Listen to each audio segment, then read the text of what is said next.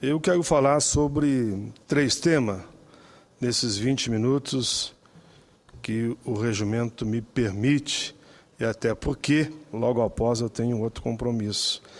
Senhora Presidenta, quero primeiro lembrar que no dia de ontem, a Conferência Nacional dos Bispos do Brasil, CNBB, lançou a campanha da Fraternidade 2013, tendo por tema Fraternidade e Juventude, e por lema, eis-me aqui, envia-me. Mais do que nunca, essa proposta da CNBB, com esse tema Fraternidade e Juventude, vem no momento adequado, porque 2013 será o ano que nós vamos aprovar, eu tenho a alegria de ser relator, o Estatuto da Juventude. Meus cumprimentos à felicidade da CNBB por ter decidido que a campanha desse ano da fraternidade será Fraternidade e Juventude. O lançamento aconteceu no auditório Dom Helder Câmara, na sede da entidade, aqui em Brasília, e contou com a presença do secretário-geral da CNBB, Dom Leonardo Steiner, do ministro-chefe da Secretaria-Geral da Presidência da República, Gilberto Carvalho, do presidente nacional da Ordem dos Advogados do Brasil, Marcos Vinícius Furtado Coelho, e outras autoridades.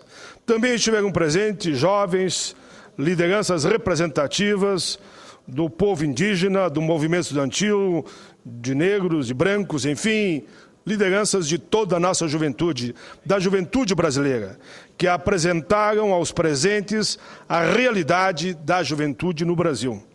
O objetivo da campanha da CNBB desse ano é acolher os jovens no contexto de mudança de época, propiciando assim caminhos para seu protagonismo no segmento de Jesus Cristo, na vivência eclesial e na construção de uma sociedade fraterna, fundamentada na cultura da vida, da justiça e da paz. Creio eu que a campanha da fraternidade desse ano vai, como eu dizia, ao encontro de se somar a outras 2 questões de interesse da juventude. Em julho, será realizado na cidade do Rio de Janeiro a Jornada Mundial da Juventude, sobre a qual, em breve, utilizarei esse espaço da tribuna para abordar este tema, numa visão internacional. Pelo outro lado, eu já alertava no início da minha fala, que esta campanha vem para somar a grande mobilização nacional que faremos esse ano para a aprovação do Estatuto da Juventude, que tramita aqui no Senado, na Comissão de Assuntos Sociais, e está sobre a minha relatoria. O Estatuto da Juventude, senhora Presidenta, estabelece diretrizes para a implementação de políticas específicas para a população com idades entre 15 e 29 anos. Trata, entre outras coisas, da meia entrada para jovens em eventos culturais e esportivos, da meia passagem para transporte interestadual, só 2 exemplos. O Estatuto amplia os direitos e consagra o princípio do fortalecimento da nossa juventude no exercício pleno da sua cidadania.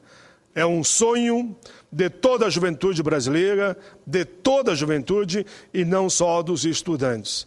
Este sonho, agora com apoio da CNBB, com a campanha da Fraternidade 2013, Fraternidade e Juventude, me deixa convicto que esse ano Câmara e Senado vão aprovar o Estatuto da Juventude. E repito que, com orgulho, estou na relatoria.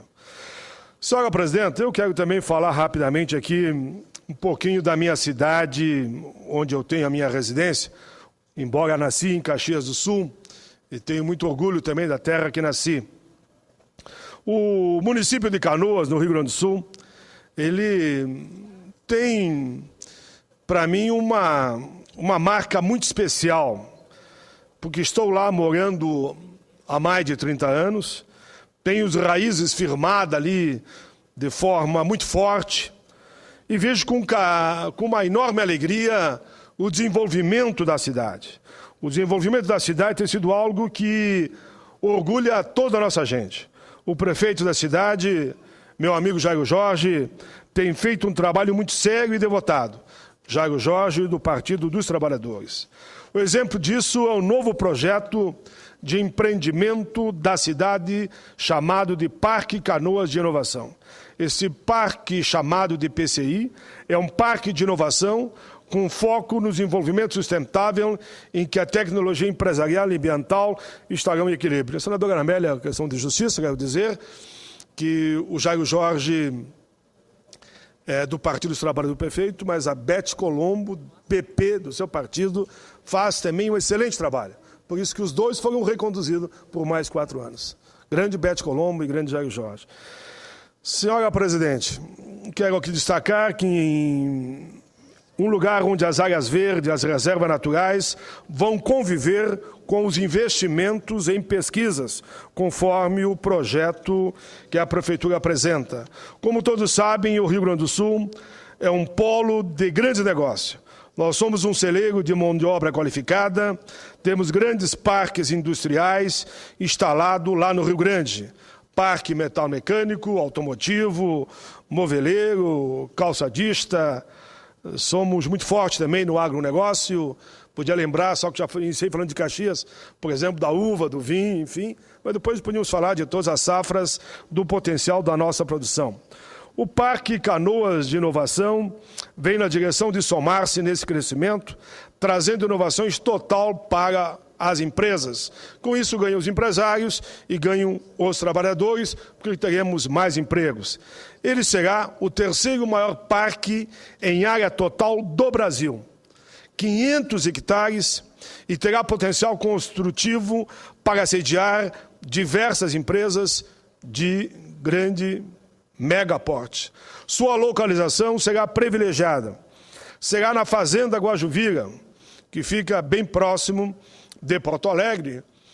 E o Guajuvira é um bairro que eu tenho muito orgulho dele, porque ajudei na época da ocupação, estavam lá 10 mil moradias abandonadas, e o povo assumiu aquela parte enorme da cidade. E que bom que esse grande parque industrial será agora do lado do Guajuvira, garantindo assim emprego para aquela juventude. O PCI contará com política de atração e fixação de empreendimento nos setores estratégicos, programas de apoio ao desenvolvimento tecnológico, investimento em pesquisa e desenvolvimento. Estima-se que irá gerar cerca de 34.300 empregos após a sua implementação. Eu estou muito orgulhoso, satisfeito com esse projeto, que é da Prefeitura de Canoas. Creio que será mais um grande avanço para o nosso Estado. O Parque Canoas de Inovação vem com o propósito de integrar as fortes dinâmicas econômicas e científicas através das universidades locais e regionais em sua concepção, proporcionando assim uma implantação e consolidação de um grande empreendimento. Ele oferecerá a promoção de negócios, difusão de tecnologia e conhecimentos e muitos, muitos empregos. Parabéns, município de Canoas, parabéns, prefeito Jairo Jorge, parabéns, Beth Colombo, parabéns a toda a equipe que, junto com o Jairo e a Beth, coordenam aquela prefeitura. Todo o secretariado, enfim, todos os profissionais, do mais simples ao mais graduado. Desde já, registro aqui meus votos de total sucesso a esse projeto belíssimo que leva a sigla de PCI. Mas, senhora presidenta, aproveitando meus 11 minutos, eu gostaria ainda, nem que eu não conclua, mas eu fazer um comentário que leva ao título Pronunciamento sobre diferenças sobre a remuneração entre homens e mulheres no Brasil. O Brasil atravessa um período histórico de contundentes transformações, em função das quais o Estado, engessado e arcaico do passado, deve ceder lugar a um Estado dinâmico, mostrando a nova era à modernidade. Não se trata de uma tarefa fácil e requer, consequentemente, iniciativas corajosas. Afinal, na maioria dos casos, a legislação não se antecipa às inovações culturais introduzidas nas sociedades, deixando sempre para depois sua adequação ao novo regime de relações. Por isso mesmo, o ordenamento jurídico em vigor deve adequar-se o quanto antes aos novos processos políticos e econômicos. Aproveito a oportunidade, portanto, para ressaltar a relevância do projeto de lei da Câmara, PLC, número 130 de 2011, de autoria do meu amigo e deputado Marçal Filho, que propõe uma alteração fundamental na redação do artigo 401 da CLT. Lá, no coração do capítulo 3º, do título 3º, onde a lei se ocupa da proteção do trabalho da mulher, cria-se, então, uma multa específica para os casos em que se considere o sexo como variável determinante para fins de remuneração, infelizmente, como é hoje. A mulher, em inúmeros casos, eu poderia até dizer milhões de casos no Brasil, na mesma função, com o mesmo tempo de casa ou de trabalho, na empresa, no comércio, seja onde for, ganha um salário menor que um homem. E os dados, as pesquisas, as estatísticas mostram isso. Por isso esse projeto é importante. Desse modo, o empregador que porventura vier a remunerar de maneira discriminatória o trabalho da mulher a menor em comparação ao do homem, estará sujeito ao pagamento de multa. Constatada essa discriminação de gênero, será aplicado, afirma, no caso, multa correspondente a 5 vezes a diferença verificada em todo o período de contratação em favor da empregada infringida, ou seja, prejudicada. A proposta já foi aprovada na Câmara Federal, recolhendo pareceres favoráveis de diversas comissões. No Senado, ela tramita desde dezembro de 2011 e atualmente está na CCJ aguardando relator. Tenho certeza que o novo presidente daquela comissão vai indicar o relator rapidamente, o senador Vital do Rego, para que esse projeto que dá os mesmos direitos à mulher que tem o homem seja, de uma vez por todas, aprovado. Senhor presidente, no entanto, apesar de mais de um ano em tramitação na Casa, o PLC não tem recebido, naquela comissão, pelo meu entendimento, o tratamento e a agilidade compatível com a relevância e a causa. Por isso, senador Vital do Rego, eu gostaria muito que Vossa Excelência indicasse com rapidez o relator. Eu não sou da comissão, senão eu pediria para relatar de imediato. Mas como não sou da comissão, tenho certeza que Vossa Excelência vai indicar um relator que vai garantir o bom debate com a audiência pública sobre esse tema, se for necessário. Senhora Presidenta, quanto ao mérito da matéria, cabe esclarecer que não resta a menor contestação. A iniciativa é bem-vinda, na medida em que se configura em uma ferramenta jurídica crucial a efetivar o princípio da igualdade, tão historicamente falado, defendido nesse país. Não custa nada recordar que a Constituição de 1988, e eu fui constituinte, consagra no artigo 5º o princípio da igualdade entre homens e mulheres, direitos e obrigações.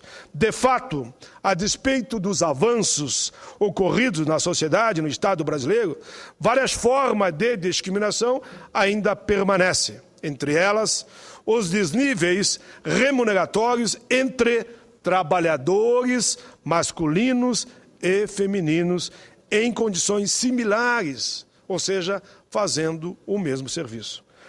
O menor grau de visibilidade do fosso remuneratório depende, em larga medida, da disposição da sociedade em admitir seus preconceitos contra a participação no princípio da igualdade no mercado de trabalho. Senhora Presidenta, é conveniente, antes de tudo, ressaltar que o sistema de indicadores sociais publicados pelo IBGE em 2010, com dados de pesquisa nacional por amostra de domicílios, PNAD, de 2009, ou PNAD, como muitos dizem, já indicava que, mesmo com maior escolaridade, as mulheres ainda têm rendimento médio inferior ao dos homens. Isso é uma vergonha. Não é correto, é injusto, eu diria até é desonesto. Por exemplo, em 2009, o total de mulheres ocupadas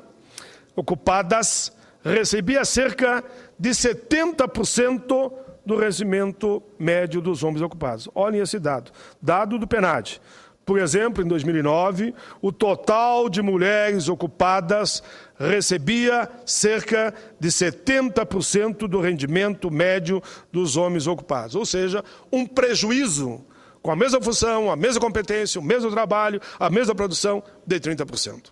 Na verdade, tal diferença era ainda maior entre os mais escolarizados, pois as mulheres com 12 anos mais de estudo recebiam, em média, 58% do rendimento dos homens com o mesmo nível de instrução, ou seja, um prejuízo aqui de 42%.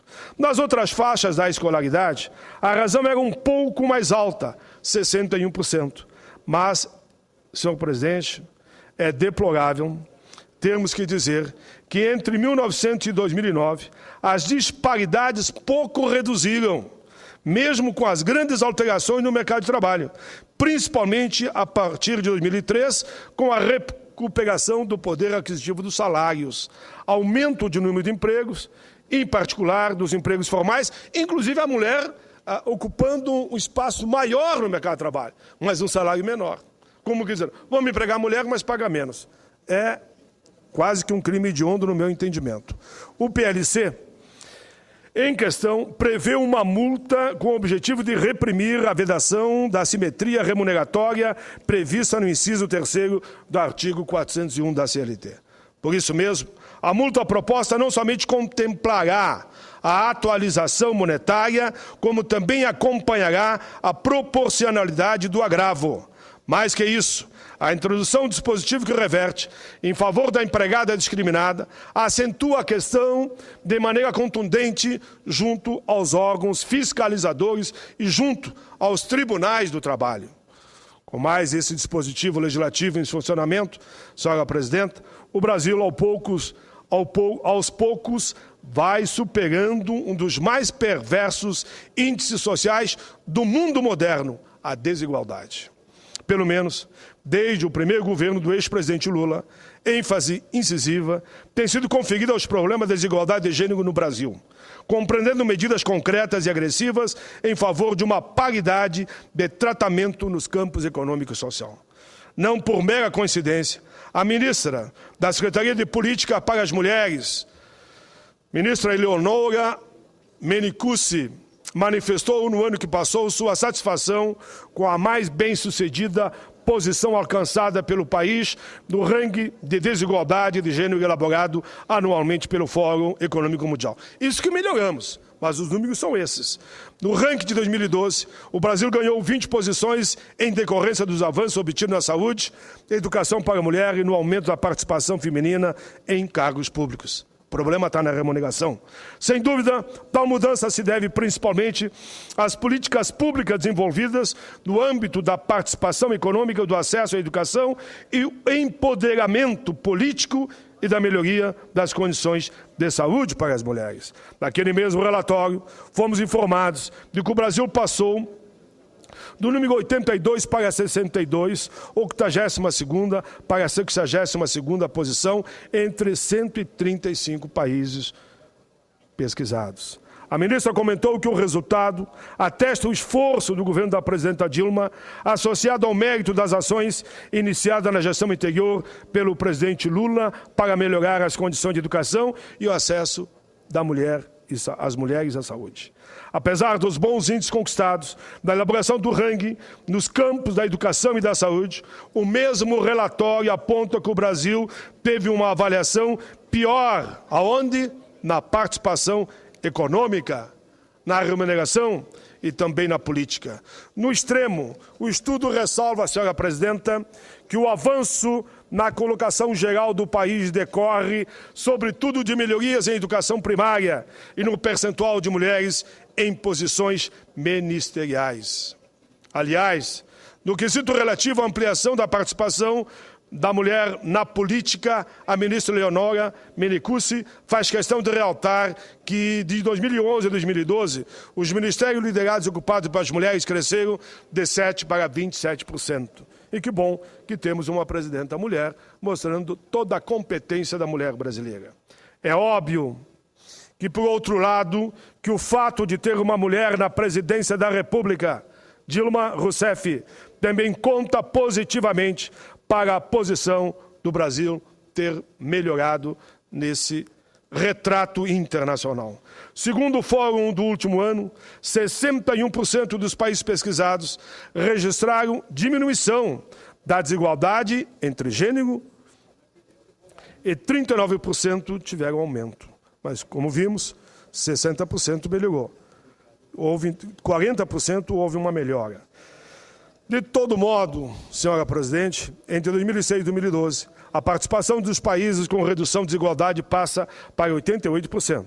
Trata-se, sem sombra de dúvida, de um alento. De volta ao relatório divulgado pelo Fórum Econômico Mundial, em termos comparativos, na América Latina e no Caribe, a Nicarágua é o país com a menor desigualdade de gênero, na 9ª posição do ranking global, seguida de Cuba, Barbados, Costa Rica e Bolívia. Vejam, onde há a menor desigualdade de gênero: Nicarágua, Cuba, Barbados, Costa Rica e Bolívia. Segundo os dados da pesquisa, o Brasil ocupa a 14ª posição entre os 29 países da região pesquisados. Diante do exposto, o Brasil segue na direção de tornar-se a 5ª maior potência econômica global, acompanhado de um esforço incontestável para a superação de suas violentas desigualdades. A preocupação com a questão do desequilíbrio na distribuição de riqueza e de oportunidades para a geração de renda torna imperativa a elevação dos direitos humanos ao mesmo patamar da economia. Nesse sentido, senhora presidenta, investir nos direitos iguais entre os sexos significa assegurar condições de vida digna para toda a população e reduzir as desigualdades sociais. Para isso, é fundamental a ampliação da participação da mulher brasileira no processo produtivo e no mercado de bens e serviços, bem como a melhoria na qualificação da força do trabalho e das relações trabalhistas. Para isso, temos de reconhecer que as empresas exercem papel fundamental, devendo adotar postura preventiva em relação a possíveis violações de direitos humanos e proativa na oferta de salários simétricos entre homens e mulheres no quadro remuneratório. Senhora presidenta, a promoção da responsabilidade social nas organizações vem se convertendo em realidade inquestionável, assim como a inclusão desse tema da mulher e direitos iguais com o homem na agenda mundial. Por sua vez, o Brasil já demonstra avanços no campo social, mas considerando-se o objetivo de se construir ambientes sociais saudáveis para as atividades produtivas, a velocidade da evolução do índice de igualdade entre gêneros no trabalho é ainda muito lenta. Precisamos avançar mais. Por isso, justifica-se a adoção de alterações na CLT, de sorte a adequar nosso ordenamento jurídico aos paradigmas contemporâneos de simetria de tratamento remuneratório entre trabalhadores de sexos distintos. Para encerrar, senhora presidenta, gostaria de reforçar mais uma vez nosso interesse, nosso compromisso para que o PLC 130, de autoria do deputado Marçal Filho, passe a tramitar de forma acelerada aqui no Senado da República. Parabéns, deputado Marçal Filho. Queremos ajudar a concretizar o mais ligeiro possível o seu projeto para combater essa situação de desigualdade e caminharmos para uma política de igualdade remuneratória entre os gêneros no mercado de trabalho. Senhora Presidenta, em resumo, o estabelecimento de multa para combater a diferença da remuneração verificada entre homens e mulheres no Brasil é tão urgente quanto necessário se quisermos verdadeiramente alcançar o desenvolvimento tão sonhado. Se quisermos efetivamente dizer que aqui no Brasil, nós temos e aplicamos, de fato, política de direitos humanos. Não há direitos humanos com uma discriminação na mesma atividade, no mesmo serviço, no mesmo tempo, com a mesma produção, salário maior para o homem e menor para a mulher. No mínimo, o salário tem que ser igual. Senhora Presidenta, são esses os meus pronunciamentos. Fiquei dentro do meu tempo. Agradeço muito a Vossa Excelência.